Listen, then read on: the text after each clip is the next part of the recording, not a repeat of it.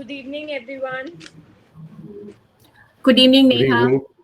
evening. Thank you all for joining us for this panel discussion on innovative curriculum. And I am so glad to be with such esteemed and revered faculty in their own space. To begin with, I'd like to share something on innovative curriculum. The times are changing, the times are trying, and there are distractions even in our education space. It is time that we reinvent our learning spaces and innovate our education curriculum. To give insights on what the new age curriculum could be, we are joined by our esteemed panelists. I would request them to introduce themselves. To begin with, I'd request Ms. Nirmal Vadan to introduce herself. Namaste. A very good evening to all present here today. My name is Mrs. Nirmal Vadan, and I'm the principal of the Kalyani School, Pune. It's a CBSE school from K to 12. Thank you. Thank you so much, Nirmal ma'am, for joining us. Now I request Ms. Chandni Singh to introduce herself. A very good evening to all of you, and thank you so very much for joining in this session. I'm happy to introduce myself, and I'm so happy that I could be a part of this panel presentation. My name is Chandni, and I have been a college advisor since 2013, and I have been working in the college advising department of the Modern School Vasant Vihar in New Delhi, India since 2015. So thank you, and hope you all enjoyed this session today.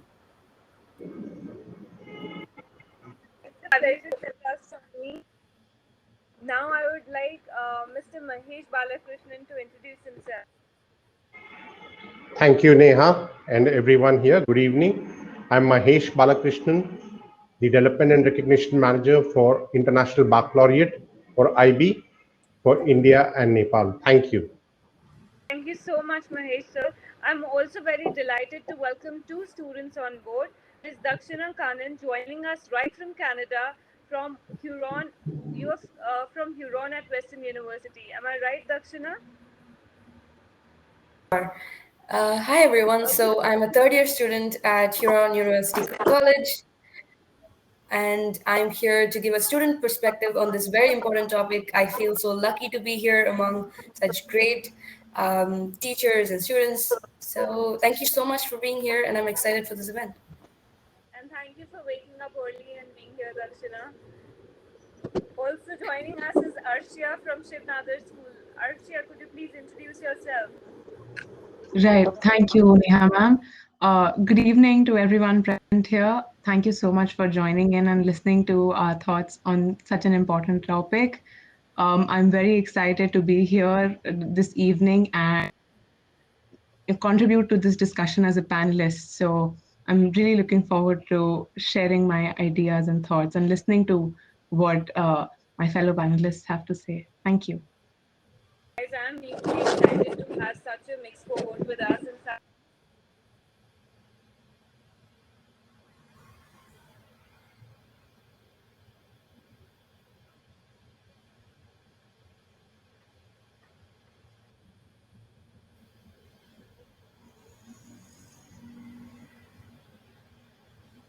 Neha, you're on mute. Sorry, I repeat myself when I said that Arshia, I'm equally looking forward to have on the board, and I'm so excited to hear your views on such an interesting and a topic which is need of the hour. Nirmal ma'am, since Ritu ma'am is not here, I'd like to ask you my first question: that what is your perspective and on the need of education curriculum? Sorry, on the need of this innovation in curriculum. Thank you, Neha, for inviting me today and allowing me to share my views. Thank The you. traditional curriculum does not serve the purpose of giving the necessary education that will serve the new world and its needs well. Any education system should aim at making the students not only adaptable to their present world, but also to make them prepared to adjust with the developments of tomorrow. To achieve all this, the teachers and students need to explore, research, and use all the tools to uncover newer fields. They have to get involved in different ways of looking at problems and solving them. Also, the old method did not take into consideration the varied skills the students had outside their academic abilities. As a result, the progress of the students in particular and the society in general was severely hindered. There are a lot of gaps between a student's readiness and after he or she completes his or her education and the requirements of the industries. Hence, internships have to become a major part of each student's life. Since every child comes with a special gift and has unique abilities, the new curriculum will their varied needs to make sure that they live a meaningful life.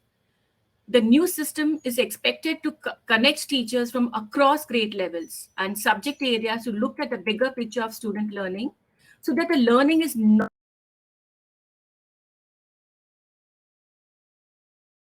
is also You're teachers breaking work up. will Nirmal ma'am, you're breaking up. Is it happening with me only, or is everybody? Uh, am I clear to all? yeah, now it is all. Yes, yes. Okay. Teachers' work will not be complete as soon as the class is over, but they will have to work together to plan a progression of topics and connect across disciplines. So, this compartmentalization, what is happening now, should not happen. And so, it's a need of the hour. We all know that the trends and the needs of society are never constant, they keep changing, and school education of a child should be able to help him or her adapt to that change. The traditional system of teacher centered curriculum should be replaced by a structure which will allow students to progress according to their ability to master a skill or competency and at their own pace.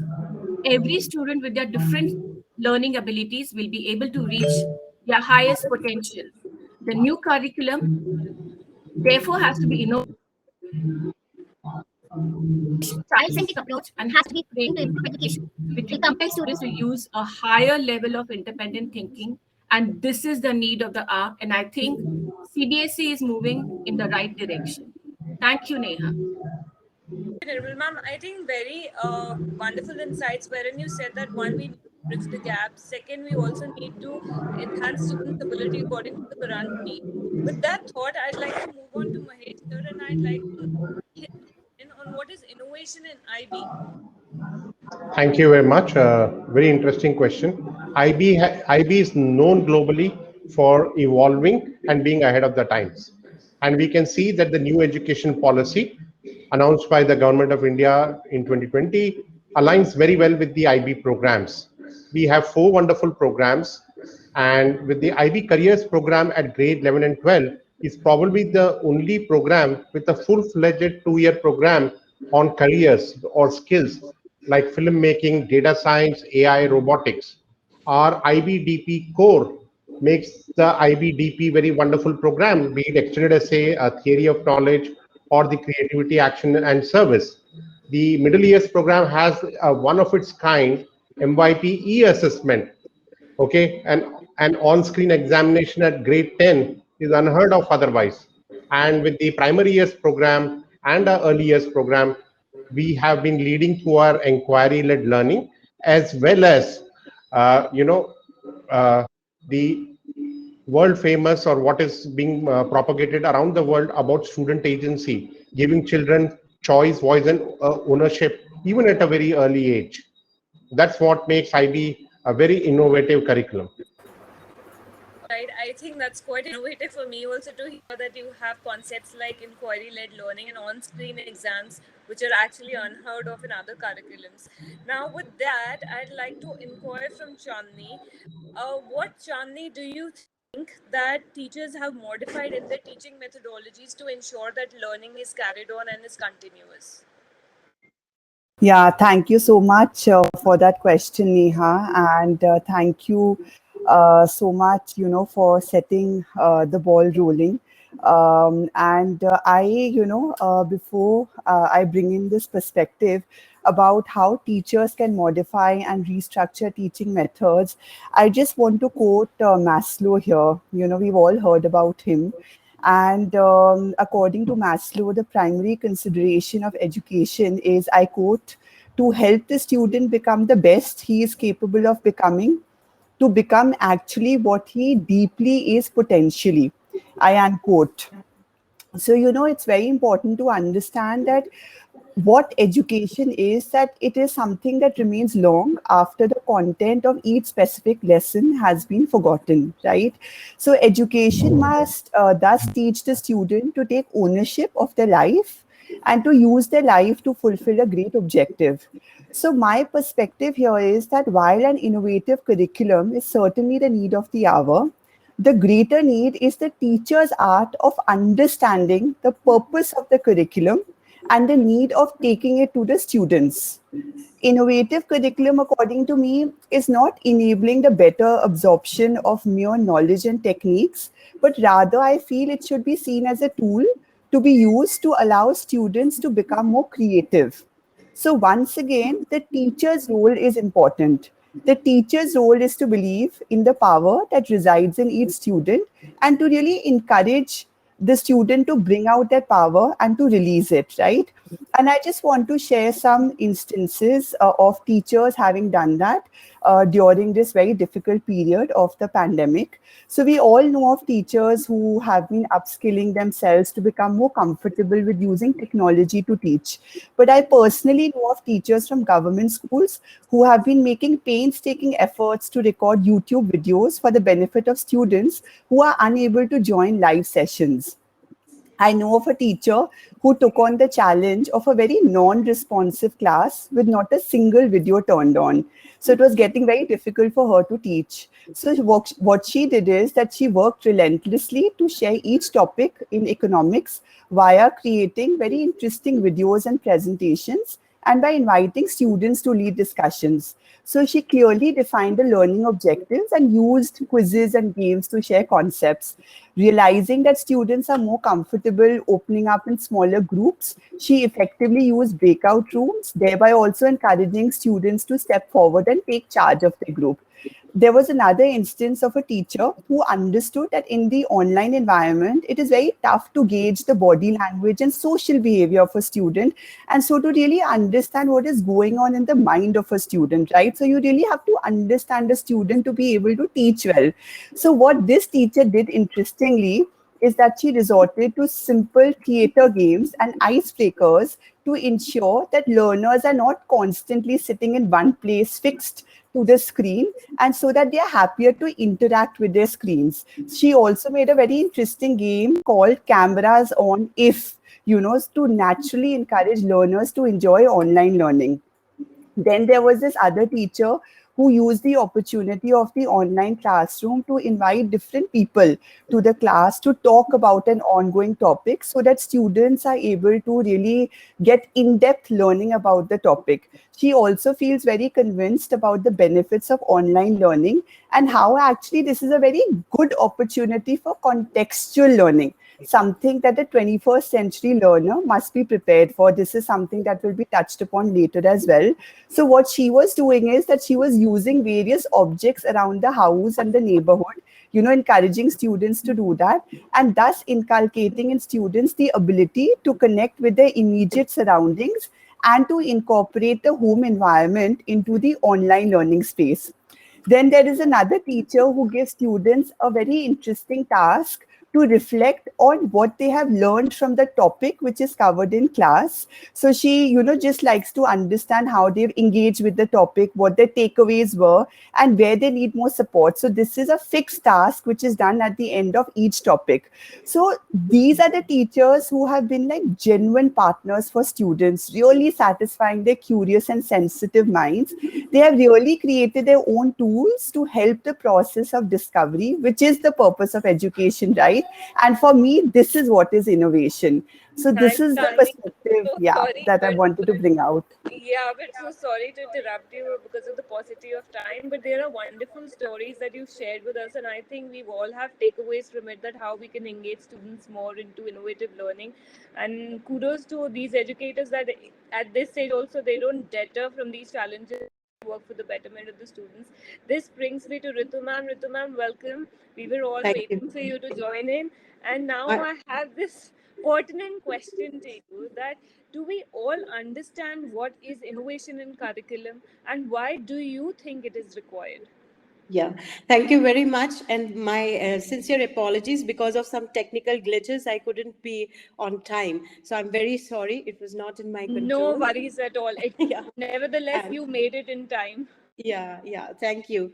So, I would like to begin by saying that innovation is not to be confused with change, since I believe change is constant, but innovation is intentional. So, innovation is it is driven by the force, and I would say the need to tap the potential in the form of diverse resources in a particular place and time in order to achieve a better outcome than already known and experienced by us.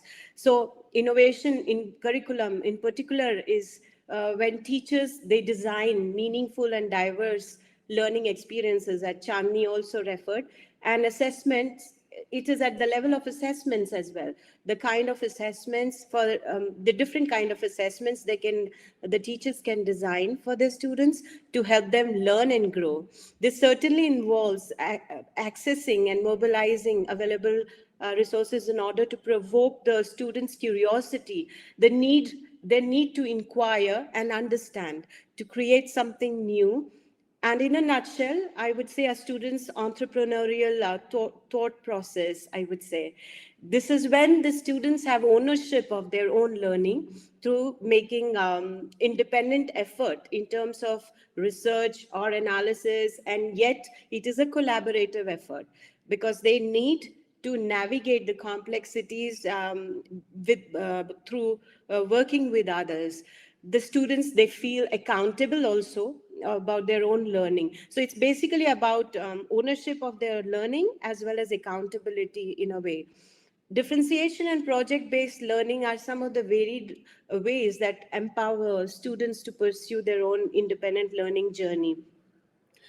In fact, according to a study done by Ofsted University, the innovation in curriculum basically falls into four broad categories. The first one is establishing the interdisciplinary links into the curriculum in a manner that the student could associate what they are learning with in the real life situations. They could connect to the world around them and also to the knowledge that they acquire from different subject areas. So in a manner it is like considering the concepts, the different concepts which are bigger ideas, which are transcendental. And I think there are a couple of international curricula who are working very well with this as their focus. For example, IB and in a way Cambridge pathway or Cambridge also they have their the philosophy of IB education is deeply rooted in that. Next category is in it would be like the curriculum has to be flexible, it has to make more time for activities and application of the knowledge acquired by the students. So as I think my counterparts have already mentioned that they have specified the different opportunities that the educators create for the learners for experimenting and applying their learning and problem solving in the form of projects. The students flourish and thrive in their learning that way. I would say these activities are many a times or almost every time they are student led, and hence they allow the opportunities to the students to experience their own learning, as I have already mentioned, ownership of that learning, and also at the same time some kind of accountability is involved. The third category would be finding alternative career pathways. Many are schools that I know they have come up with their own alternative diploma programs which are tailor-made as per the needs of the students other than just the formalized pathways. Fourth and the foremost is developing the learning skills. These learning skills are nothing but the 21st century learning skills for students to be able to navigate the complexities of the world and yet contributing constructively. Now, you also asked me, why is it required? I would say it's as simple as that. One size does not fit all. Each one of us is different from the other. This will be the first reason. And then the second reason would be the fast pace of the world that we live in. It's ever evolving, and more so with the evolving technology. Something that a student would learn today would become obsolete by the time, in fact, it would become obsolete in a couple of years. And we can imagine by the time they finish their studies and want to do a job, it's all gone. So what do we do? We need to equip our students with the skills, and hence the emphasis should be giving our students the skills to think, observe, reflect, research, collaborate, analyze, and innovate, actually. Yeah, I I don't think. feel like stopping anybody because the thoughts are flowing in such a wonderful way, and the outlook is very refreshing, and especially coming from educators, I mean, who've adapted to technology so well, and like wish fish takes to water. And with that, I would say kudos to all our educators, and I mean, Ritu ma'am here, or Miss Vadan here, or maybe Chandni and I have also struggled being in the same age category, but kudos to all the educators who and re-innovate themselves and also the curriculum at that point of time. Like we have a Gen Z here now, Arshia and Dakshina. From Arshia, I'd like to ask, Arshia, what in your opinion innovative curriculum should comprise of? Right. Thank you so much, Neha ma'am, for your question. I believe that when we talk about wanting an innovative curriculum that enables our students to develop holistically, it is important that we lay a lot of emphasis on student ownership and accountability. So, if I were to give an example in terms of academics, when we switched to the online learning platforms, it took us some time to understand that the same methods that were used to teach us in a physical setting would not prove to be as effective on an online setting, since there is a social and an emotional disconnect from your teachers and peers. So once our teachers started observing that there is a repetitive pattern here, through class discussions and Google Forms, they decided to give the accountability to us and started asking what is the kind of learning pathway that we would want to opt for. So it was then that the students started to come in with their feedback, suggestions, and ideas as to how we can make our classroom time more interactive and how we ensure that whatever knowledge that is being imparted by the teacher with them is retained. So, I believe that as soon as the accountability of learning and helping their peers also learn came on to us, we started enjoying our lessons more because there was a freedom to explore the topic in depth and in beyond and going beyond the textbook in our own time. We were also becoming more vocal about the queries we had.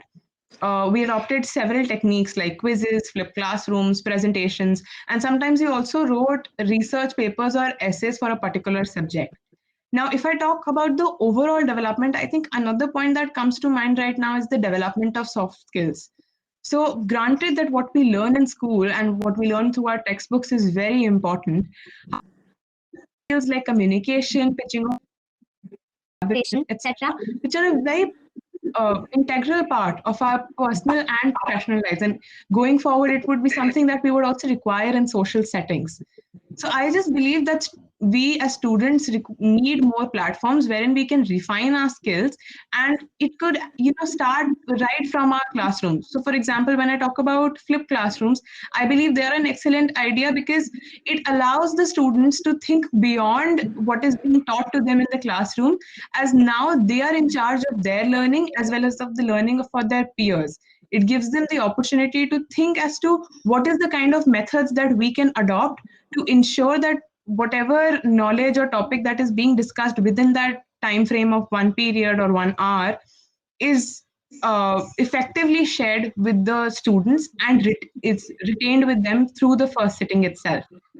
I think wherein you brought in the point that teamwork and student ownership and accountability is also required, that is extremely valid. And without taking ownership, especially in this kind of learning setting where everything is happening virtually and teachers are also finding it challenging to understand the social behavior of the students, this is an extremely valid point. So, innovative learning can happen from educators as well as from students' point of view. That's a very valid point. Now, I'll have some Western opinion as well, wherein I bring Dakshina here. Now, Dakshina, what is, in your opinion, a student's perspective on innovative curriculum and how you've been dealing with it? much for that question. So I have been a CBSE and ISE student before, so this topic is very personal to me and something that's very relatable to me. Innovative curriculum, in my opinion, is made for and it's made by students. Educators value the opinions of students and support them directly. The curriculum evolves and adapts to make society better, to make our economy better, to make our environment better. It includes talking about things like sustainability, equity, inclusivity. How do we make the spaces that we live in more meaningful and more better for us? And like I said, my perspective is that students and educators build the curriculum together. I can see that this is something that every other panelists share as well. Um, how this was reflected in my case in my university is that we had student-led projects which were supported by professors on the top. For example, we researched about different policy experiments across the world. One thing that I enjoyed was seeing how cities wanted to make themselves more sustainable. How did they want to go greener and cleaner for their residents? And one more thing about innovative curriculum is that we adapt as we go. So with online learning, what's something that was really beneficial to me and my peers were that the professors were always there for us in case we needed help. They were always there to reach out. If we needed some accommodation, they were there to help us. Besides this, they also took this chance to bring in guest speakers from across different fields. Now that there was no transportation and anyone can join through Zoom, this became a really cool chance for people from different backgrounds to come. People from the government sector, public sector, nonprofit, journalists, media, everyone who's being a leader in different fields was invited to these lectures and discussions. So I think that's how we can innovate and move forward by working together. Thank you. I think, in your opinion, learning became more interesting, it became more diverse, and you could have more interesting things to do. I think this disruption has been a new beginning in learning space as well. This brings me to a very important topic. Though we've been talking about innovative curriculum, we've been understanding that how educators and students have this change. There is one very important question which has been looming upon us, and it's been very relevant around the world. We've been discussing about wellness. Miss Nirmal, coming to you, and I'd like to hear your thoughts on how do you manage to maintain the quotient of children, also keeping in mind that we have to deal with teenagers. Neha, this maintaining of this emotional quotient is a very, very important factor, I can say, in running a school, and not only in students, amongst the teachers and the staff also. And we at the Kalyani School focus on this in instilling in our children a feeling of security, dignity, and confidence, and always keeping in mind their inner well-being. Children have seen a lot of drama in the houses during the lockdown, and hence we as educators and counselors have to support our children. We have a very good ethos in our school, and in the normal school scenario the children have regular life skills classes conducted by counselors, circle time with their class teachers in an open area, informal group discussions and debates in every subject group to vent out their feelings and share their thoughts. While we couldn't do it physically, but during this pandemic situation, we've made some innovative additions to all of the above, and we conducted them online. In the last 1 year, teachers have reached out to their students through care calls, through digital platforms. They connect with the children regularly. And just like normal times, we begin our days with prayers of different religions. We conduct light channeling every day in the morning to make them feel more positive towards life. And through student led conferences, as one of the students had just spoken, we help them realize their strength and build confidence in them. And when they present themselves on such platforms in front of their parents, it makes a difference to their confidence, and it builds a better understanding between the parent and the child. And we at the Kalyani School are just so proud to say that we leave no stone unturned to help our children maintain a very high emotional quotient. And the result is a satisfactory one. And we have also given away our counselors' phone numbers with her permission. We have 3 counselors in our school with all their permissions at the respective different levels. Their phone numbers are there with the parents, the students, and the children reach out whenever they feel that they are in a need. And I think such open discussions between the teacher, the student, the parents also, and the school also, between the parents, school, and the teachers, because it's a three-way handshake. They must continue in every school to maintain the emotional quotient of the children and the stakeholders, I can say. Yes, yes, I Thank you, totally Neha. agree, and I think it's a very thoughtful endeavor that nurture these students and impressionable minds with care and empathy, because these are very disturbing times for a lot of us, Yeah. and we don't even realize that how these small children would be dealing with. Mahesh ji, my next question is to you. How is being a 21st century learner during these trying times? Do you? Yes, Am I audible? Neha, Yeah. Neha, you broke off. Yes.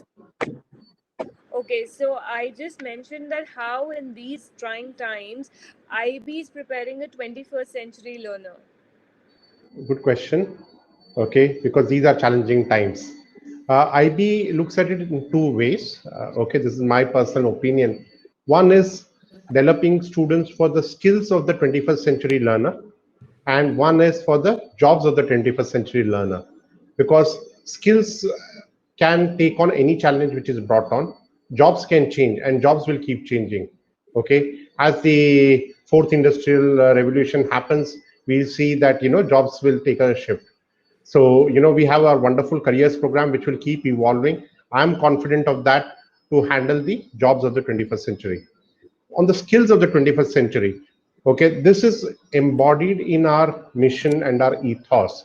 We are a student centric education body, number one. Number two, our mission is to develop active, compassionate, and lifelong learners.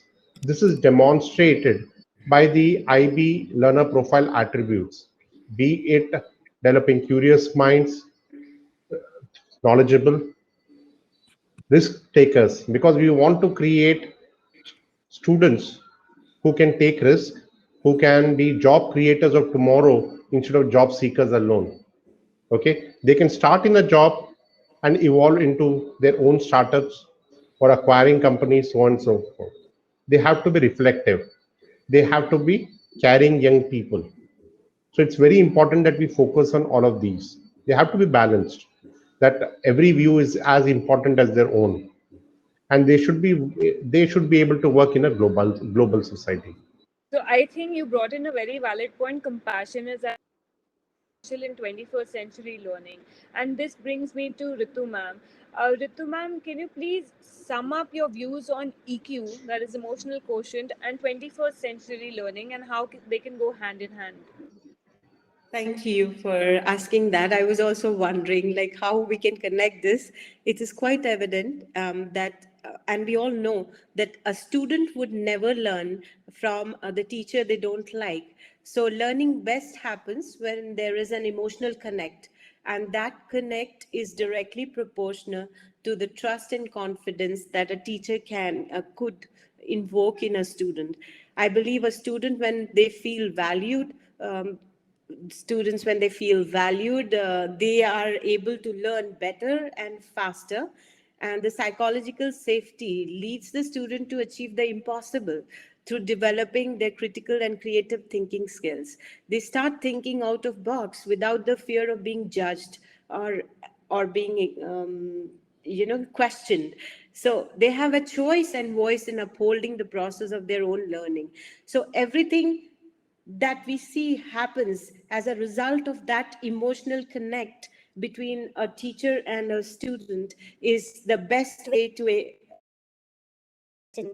I think I have answered your question that way. Yeah, very well said. Choice and voice of upholding the learning process. I really Yeah. like it. And I thought that I might have to interrupt you because there's an ongoing process and so much learning is happening around, but very intriguing and thought provoking ideas that I have received from you all. Thank you so much for sharing that. I'd now like to ask Dakshina. How do you maintain your mental well being, Dakshina, and how are your educators helping and supporting you? Thank you so much. That is a very good question, and that also relates to me because psychology is one of my programs.